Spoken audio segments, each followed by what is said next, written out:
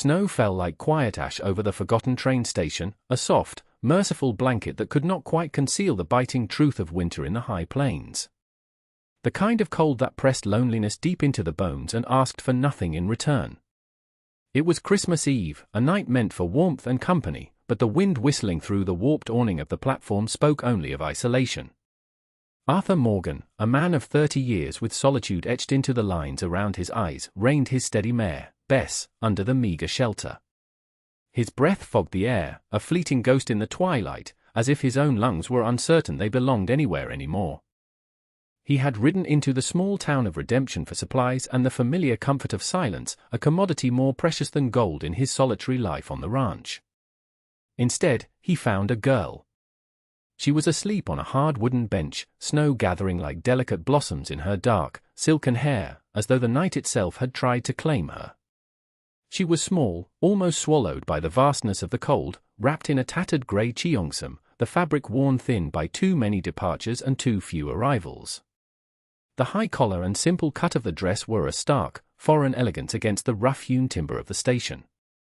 Something in him paused, a stillness that went beyond mere surprise, as if a memory he didn't know he possessed had reached out and caught his sleeve. Who left a soul alone on a night like this?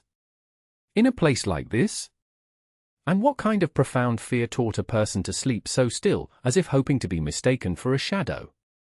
He wondered as the snow kept falling, each flake a tiny, silent testament to the world's indifference. He did not wake her at first. To do so felt like trespassing on whatever fragile peace she had managed to find in the heart of the storm. Her face, pale and serene in the deepening gloom, was marked by a weariness that seemed far older than her years. Her hands were tucked into her sleeves for warmth, her body curled into the smallest possible space. With a quiet sigh that mingled with the winter air, Arthur slipped off his heavy wool coat. It was a gesture of pure instinct, the same one he used for an injured foal or a newborn calf. The coat, heavy with his own body heat, was a tangible piece of his life, of the warmth he hoarded in his remote cabin. He laid it over her shoulders with a care he rarely showed to anything human. The wool settled around her, a dark, protective shield against the encroaching frost. As the warmth seeped through her thin dress, her eyes fluttered open. They were dark, the color of deep, still water, and for a moment, they held a startling, primal fear, sharp as a shard of glass. It was the terror of the hunted, the immediate assumption that any unexpected presence meant harm. He saw it flash, and then, just as quickly, it was softened by a flicker of curiosity, a slight widening of her gaze that allowed her to take a single, cautious breath. She looked at him not as a savior, but as another danger, perhaps one come to finish what the cold had begun. He lifted his hand slightly, palms open and empty, a gesture older than any language, a universal signal of peace. He had no words that could bridge the chasm of fear and suspicion in her eyes. So he offered the only thing he had.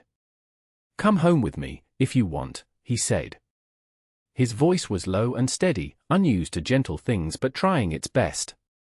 It was an offer, not a demand, a question, not a command. The wind died down for a moment, and the snow seemed to pause in its descent, listening. The entire world held its breath to see which way her life would turn. Her name was Mai, and she was 20 years old. She carried her story not in words, but in the guarded stillness of her posture, the way some people carry scars. Quietly, with no expectation of being asked or understood. The ride to his cabin was a silent passage through a world rendered in shades of white and grey. The world narrowed to the rhythmic crunch of Bess's hooves in the fresh snow and the surprising, steady warmth of Arthur's back before her. He had insisted she ride behind him, shielded from the worst of the wind.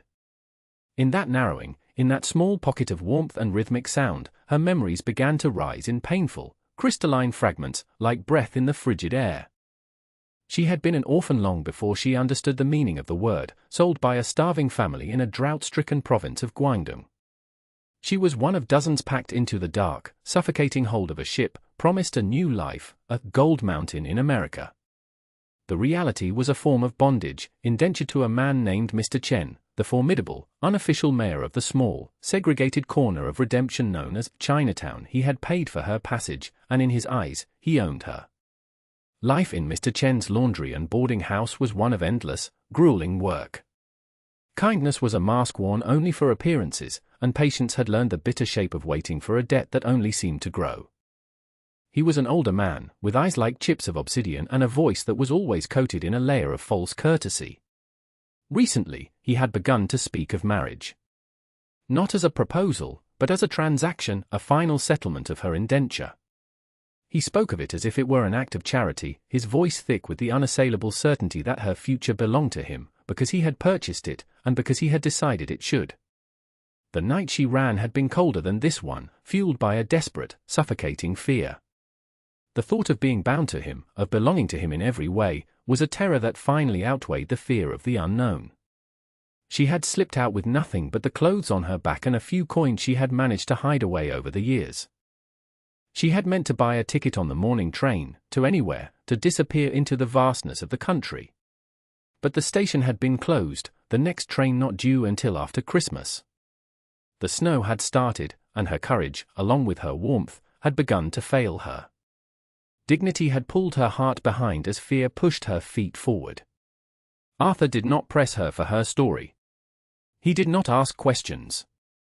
As they rode, the silence he offered felt like a form of shelter, not an absence of care.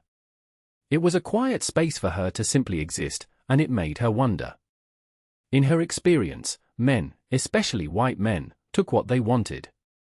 They did not offer coats or rides or a safe, unquestioning silence.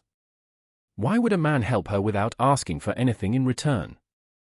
The question was a small, cautious flame flickering in the frozen landscape of her distrust. His cabin waited at the edge of the trees, half buried in snow, a sentinel against the encroaching wilderness. Smoke curled from the stone chimney, a thin, grey ribbon against the bruised twilight sky. It was a promise, a declaration that someone, somewhere, still believed in the power of warmth. Inside, the world was transformed.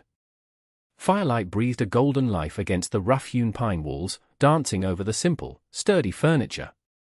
Frost traced delicate, feathery veins along the window panes, as if the cold itself were trying to remember what beauty looked like. The cabin smelled of pine smoke, coffee, and drying wool. It was the scent of a life lived alone, but it was not the scent of loneliness. It was the smell of self-sufficiency, of peace. Arthur gave her space in the ways that mattered most. After showing her the small cot on the far side of the hearth that he had prepared, he turned his back while she huddled by the fire, letting the warmth slowly, painfully, chase the deep chill from her bones.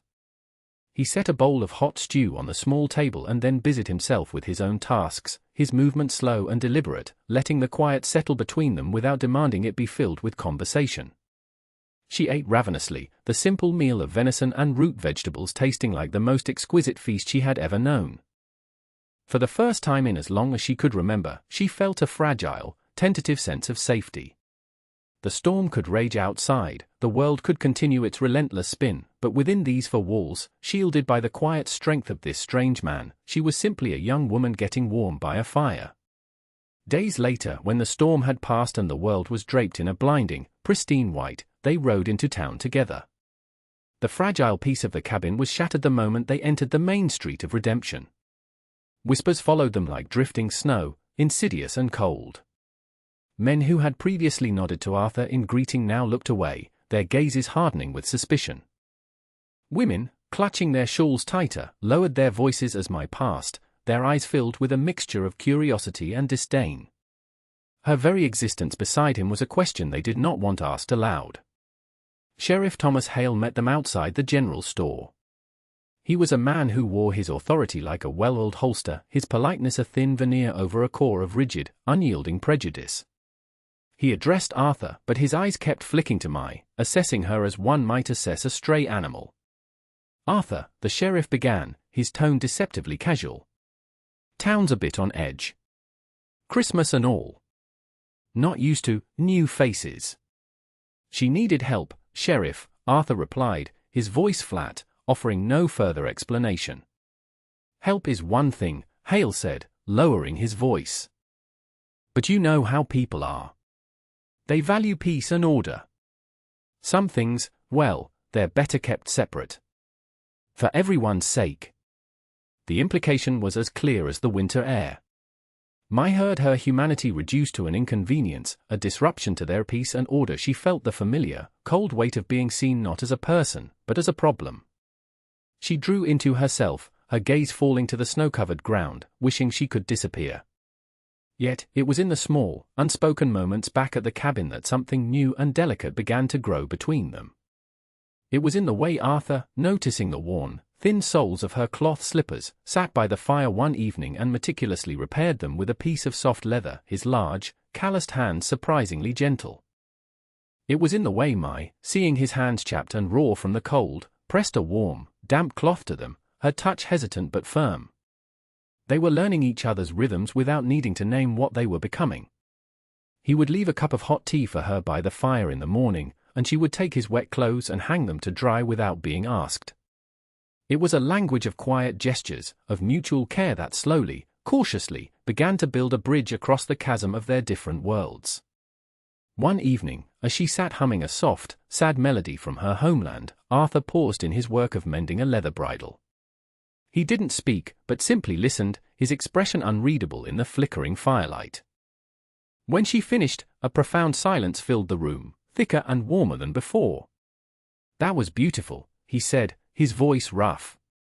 A faint blush colored her cheeks. "It is a song about a river that flows to the sea," she explained softly. "About finding your way home." He nodded, his eyes holding hers for a long moment. "You're safe here, Mai," he said, the words a simple, solid promise. And in that moment, she believed him. Their fragile peace was shattered one night by the sound of a horse outside, its heavy hooves breaking the pristine stillness of the snow-covered land. Fear, cold and immediate, crept back into the cabin on careful hooves. Arthur rose slowly, his hand resting instinctively on the handle of the axe leaning by the door. Mai's heart hammered against her ribs, a frantic bird trapped in a cage. The knock on the door was sharp and imperious. Arthur opened it a crack, his body blocking the view. Standing on the porch, his face a mask of cold fury in the moonlight, was Mr. Chen. He was flanked by two rough-looking men Arthur recognized as hired muscle from the saloon. "I have come for my property," Chen said, his voice slicing through the cold air. He did not look at Arthur, his dark eyes were fixed on Mai, who stood frozen by the hearth. "She's not property," Arthur said, his voice dangerously low. "She's a guest in my home." Chen let out a short, humorless laugh. "She is my ward. My responsibility. There are papers. An indenture. She owes me a debt." He spoke of rights and promises, of papers and power, his words twisting her life into a simple matter of accounting. "The debt is paid," Arthur stated, his stance unyielding. "Is it?" Chen's gaze was venomous. He took a step forward, but Arthur didn't budge. "This is not your concern, rancher. This is a matter for our own community. Give her to me now, and there will be no trouble." "Get off my land," Arthur said, the words a final, unshakable command. When Chen's men lunged forward, Arthur moved with a speed that was both shocking and efficient. The fight was brutal and blessedly brief, more a matter of grim necessity than anger. When it was over, Chen and his men were retreating into the darkness, nursing their wounds and shouting threats that were swallowed by the vast, indifferent wilderness. Arthur barred the door, his breathing heavy. He turned to Mai, his face grim. She was shaking, not from the cold, but from a terror so profound it seemed to have stolen the very air from her lungs.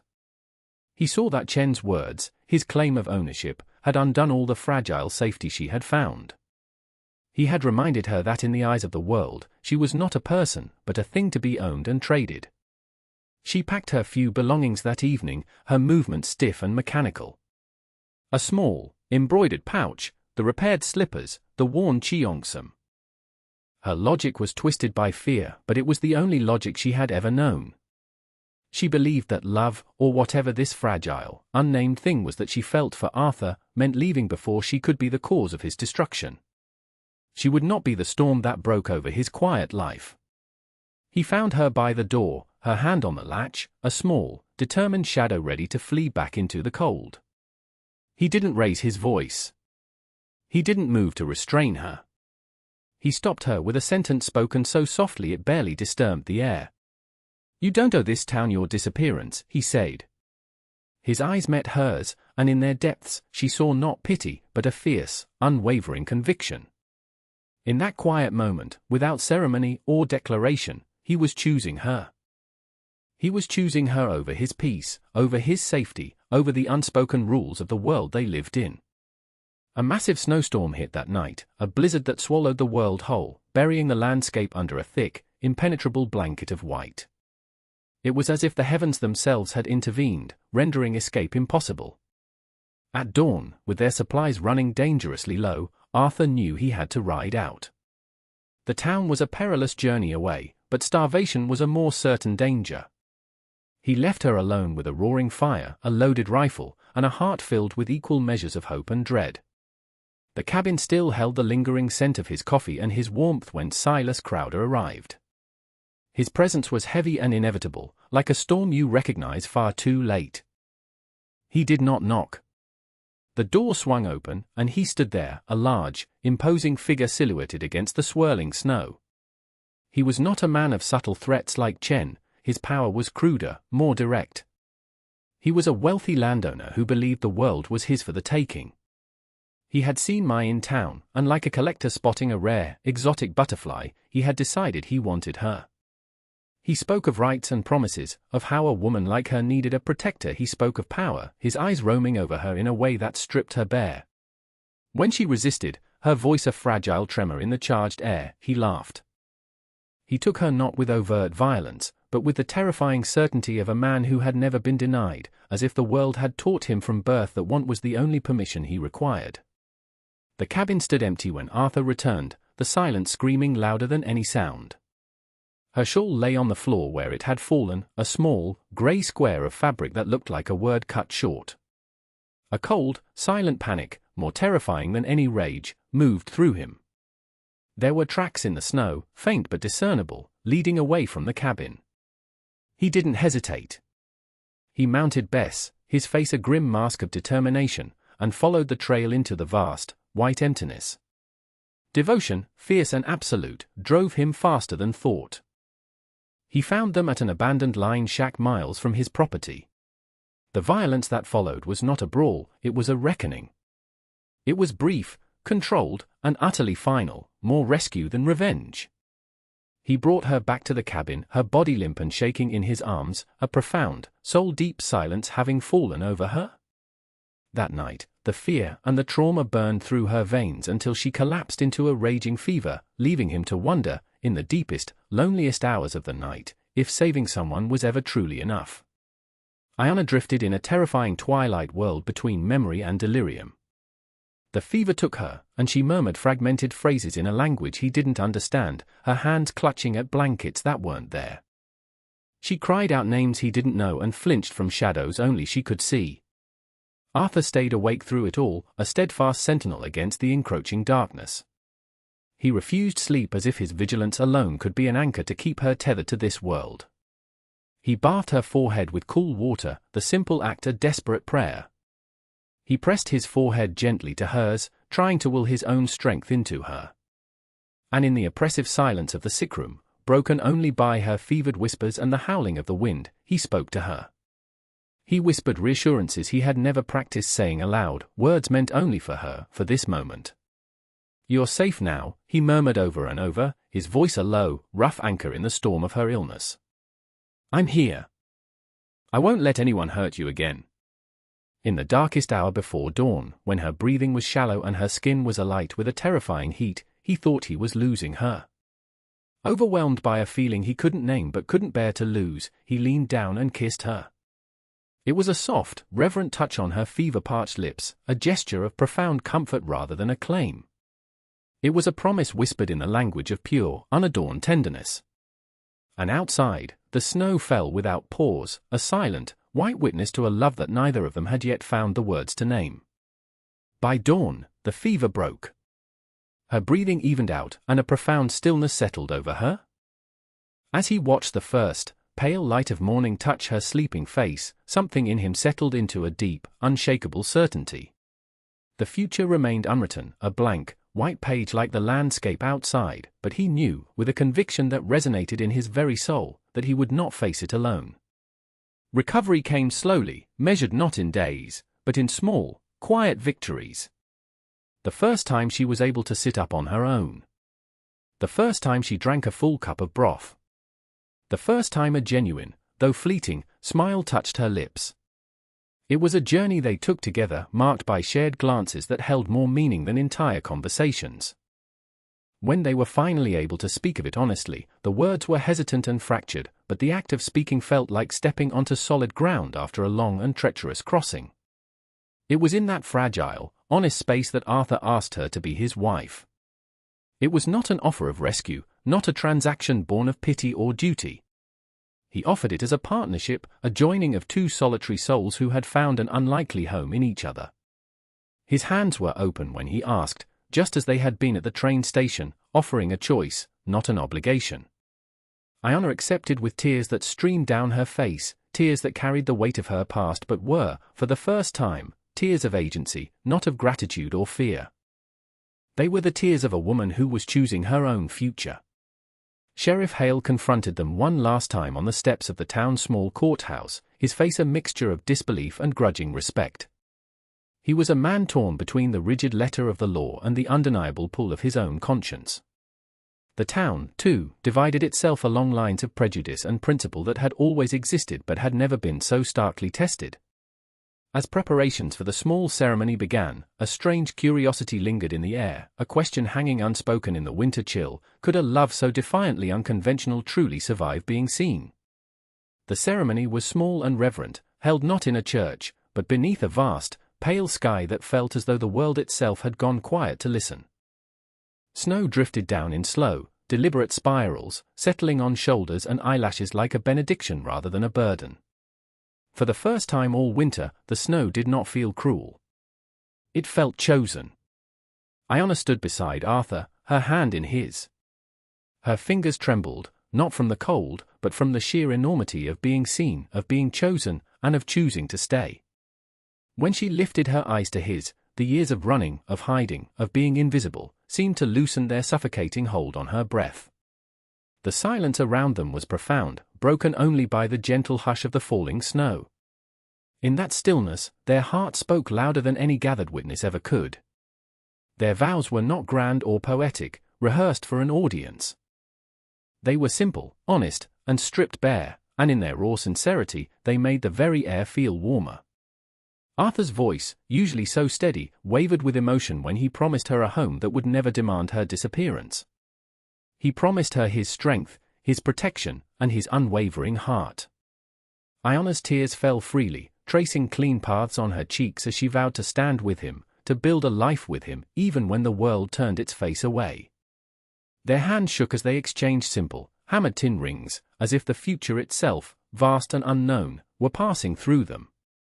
When they pressed their foreheads together, it felt less like a gesture and more like a prayer that had already been answered. Even Sheriff Hale, standing at the edge of the small gathering, felt something in his chest shift, an unaccustomed thawing in a place long frozen by prejudice and duty. He was witnessing something undeniable, a love that could not be argued against or quietly undone by whispers and threats. It simply was. When it was over, when the last words had settled into the snow-covered earth, Arthur kissed his wife. It was a kiss that held both the promise of a shared future and the memory of a desolate train station. It was a kiss that sealed their defiant choice. The few townspeople who had gathered to watch did so in silence, as if witnessing something they had once refused to even imagine. Together, they stepped forward, husband and wife, their footprints marking a single, shared path where there had once been none. And the snowfall closed softly behind them, like a door to a new world, a world they would build together, leaving the old one changed in a way that could never be taken back. After they were married, happiness did not arrive with a flourish of trumpets or a sudden, miraculous ease. It came the way the sun does after a long storm, or the way the snow finally melts in the spring. Quietly, patiently, and with absolute certainty. It wove itself into the fabric of their everyday lives, creating a tapestry of shared moments that became the foundation of their world. Mornings began with the smell of brewing coffee and frying bacon, the simple domestic rituals a comforting anchor in the vast wilderness. They would eat at the small pine table, their knees brushing beneath it, a casual intimacy that spoke volumes. Smiles were exchanged over steaming mugs before words found the courage to rise in the early morning quiet. Laughter, a sound that had once been a stranger in the cabin, began to warm its corners, chasing away the lingering ghosts of loneliness. When Arthur brushed snow from Iona's hair after she came in from the cold, he did it slowly, with a deliberate tenderness, as though each delicate snowflake were a vow he intended to keep for the rest of his life. In those moments, she would close her eyes, a gesture of complete and utter trust. She was trusting not just his hands, but the future they were building together, one quiet moment at a time. The hostile world beyond their window, with its harsh judgments and cold stares, felt very far away. In the evenings, she would often sing while he mended tack by the warm glow of the lamplight. The melodies were soft and haunting, songs from a life he would never know, from a land he would never see. Her voice wove itself into the very wood and stone of the cabin, becoming as much a part of the home as the fire in the hearth, a gentle memory that lingered even after the song had ended. Arthur would pause in his work sometimes, his hands still, just to listen. A tightness would grip his chest, a powerful, protective tenderness he had never learned how to name. He would watch the woman who had once slept on a frozen bench, a ghost at the edge of the world, now moving with a quiet, confident grace through the rooms of his heart. When she caught him looking, her lips would curve into a shy, knowing smile, and he would reach for her hand across the small space between them, as if the simple, solid act of holding it could keep time from stealing anything precious. Slowly, imperceptibly, the cabin ceased to be merely a refuge from the world.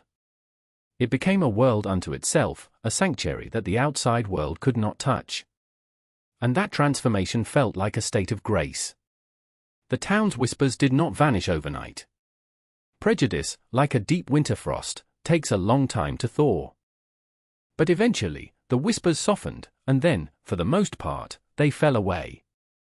Not because the people of Redemption suddenly had a grand revelation of tolerance, but because Arthur and Iona's love proved itself to be steadier and more enduring than their judgment. Its quiet persistence was a force they could not deny. They walked through the rest of that winter, and the many winters that followed, side by side. They were no longer afraid of the cold, for they had learned to find warmth in shared glances, in hands that instinctively found each other, in the thousands of unspoken promises that made up a marriage. A deep and lasting peace settled over them like a second snowfall, one that was gentle, enduring, and, above all, earned. As the snow continued to fall year after year, it seemed to slow time itself around their small piece of the world, giving them the space to love each other fully, deeply, and without apology, as though the world had finally learned to breathe at the same patient, steady pace as their hearts. Years later, winter still returned as faithfully as breath, and the snow still fell upon the land, blanketing the mountains and the plains in a familiar, pristine white. But it no longer felt like something to be survived. It felt familiar, almost tender, as if the cold itself had learned their names and now greeted them as old friends. Arthur's hair had silvered at the temples, and fine lines, etched by laughter and worry, fanned out from the corners of his eyes. Iona's laughter, once a rare and fragile thing, now carried a rich, resonant depth, shaped by years of being unconditionally cherished. Yet when they stood together at the cabin window, watching the first snowfall of the season, their hands still found each other with the same quiet, unerring certainty they had on their wedding day. Love had not softened them into complacency. It had steadied them. It had forged a strength in them that was both resilient and gentle, teaching their hearts how to endure the harshest of seasons without hardening. That profound truth lived in every shared glance across the dinner table, in every unspoken understanding that passed between them in the comfortable silence of their evenings. Their life together was a mosaic made of small, luminous acts of devotion. It was in the way Arthur still rose before dawn every winter morning to build the fire in the stove, so that the creeping cold would never touch her first. It was in the way Iona would rest her head against his shoulder as they sat by the fire, a simple, trusting gesture that communicated a world of safety and belonging. It was the safest place the world had ever offered her, and it always would be. They did not speak often of the past, of the train station or of the men who had tried to claim her. They did not need to. That past lived gently in their profound care for one another, its sharp edges worn smooth by time and tenderness. The wounds had been transformed into a quiet wisdom, a deep understanding of the fragility and preciousness of the life they had built. What they had now required no witnesses, no town approval, no sheriff's reluctant acceptance. It required only time, and even time, that relentless thief, seemed to move more slowly around them, reluctant to disturb a love so patiently and bravely earned. If you were to listen closely, the old soul telling this story might lean toward you here, their voice lowered not in secrecy, but in reverence. They would remind you that love is never about possession. It is, and always has been, about shelter offered freely. It is the quiet, profound recognition that says, I see you, all of you, and you may stay. It is the courage to choose kindness when cruelty would be so much easier, the grace to open your hands in offering instead of closing them into a fist.